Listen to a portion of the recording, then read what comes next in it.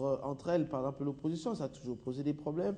Alors vous pensez que ça sera facile de fédérer avec... Je vous ai dit tout à l'heure, quand vous présentez votre fiancé, c'est pas dit que tout d'un coup, tout le monde va adhérer. Mais c'est à vous maintenant de le prouver et de le démontrer pour que les gens disent que vous avez fait un bon choix.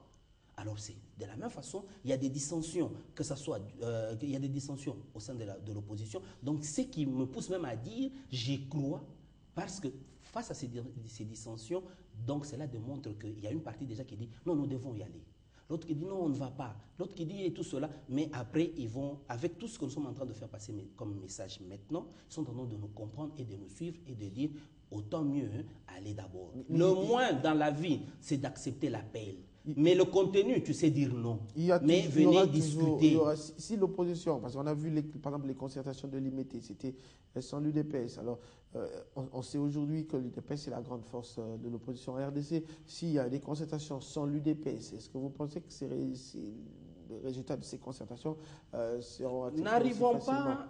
D'ailleurs, il faut d'abord dire même merci à l'UDPS qui a décidé en 2011 de faire partie maintenant dans le processus de la démocratie. Il faudrait dire merci. Mais il ne faudrait pas arriver à réveiller les plaies passées. Mais quand vous me posez cette question, je veux vous répondre. En 2006, on est allé sans l'UDPS. C'est pour autant que le Congo n'a plus existé, c'est pour autant qu'on n'a rien fait. On a évolué. Parce qu'il ne faudrait pas qu'une seule personne ou un seul parti puisse prendre en otage c'est quand même la le première, Congo. C'est quand même la première partie de la première force de l'opposition. Un instant, j'en arrive. Mais voilà qu'en 2011, ils ont compris, ils se sont dit non, non. Pour l'amour du Congo, entrons dans ce processus. Et réellement, ils ont même démontré que c'est un grand parti de l'opposition parce que c'est eux qui ont même au niveau du Parlement le plus grand nombre de députés. Merci à l'UDPS. Et aujourd'hui, vous faites vos conclaves. Lui dit je ne viens pas. Est-ce que vous connaissez la pensée de l'UDPS quand il a dit je ne viens pas?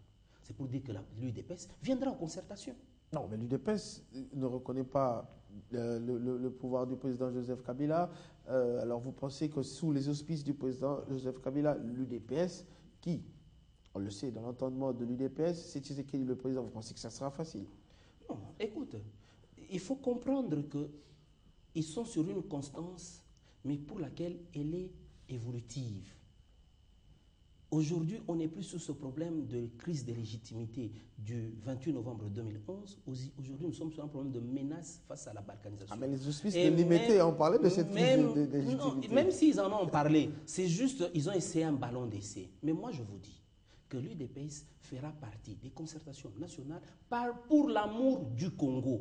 Et ayant la passion du Congo, se disant ceux-là qui meurent à l'Est. Parce que l'UDPS n'est pas un parti de Kinshasa seulement. C'est un parti national qui est sur toute l'étendue de la République. Même à l'Est, il y a des membres de l'UDPS. Alors je vous dis que l'UDPS, que je respecte beaucoup, même son président, je le respecte beaucoup. Et pour cette passion-là, les jours à venir nous donnera raison. Ils viendront parce que le thème est clair, c'est bouter dehors la menace de la balkanisation. Alors, si on nous donne une minute, très rapidement, parler depuis dimanche, la situation dans l'Est. La crise a repris au moment où la brigade d'intervention, il faut qu'on attende peut-être jusqu'à la fin septembre pour qu'elle soit réellement opérationnelle. Mais oui, donc raison de plus encore que moi j'interpelle tout un chacun de la classe politique, la classe, la société civile et toutes les couches, de vite qu'on puisse concrétiser et qu'on se mette autour d'une table pour mettre fin à ce qui se passe. Parce qu'il faudrait comprendre que tout ce qui se passe, même depuis du tout ce qui s'est fait, c'est sous la bénédiction de nous-mêmes Congolais. Parce que quelqu'un de l'extérieur ne peut pas entrer dans votre maison si une personne de la maison ne permet pas que vous puissiez entrer. Donc voilà encore une manière où j'interpelle haut et fort, venez qu'on se mette autour d'une table, qu'on trouve une solution, qu'on puisse bouter les problèmes internes du Congo. Nous allons les traiter en interne.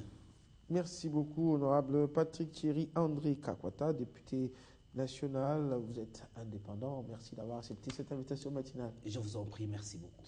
Dans un instant, un deuxième invité, un autre sujet, toujours en rapport avec la sécurité. Des rebelles somaliens, El-Shabaab, auraient été vus. La confirmation a été faite même par le gouverneur de cette province au niveau de Béni. Ils ont participé dans l'attaque de Kamango. Nous allons en parler dans un instant avec Laurent Onimba, juriste, mais également analyste des questions politiques en RDC.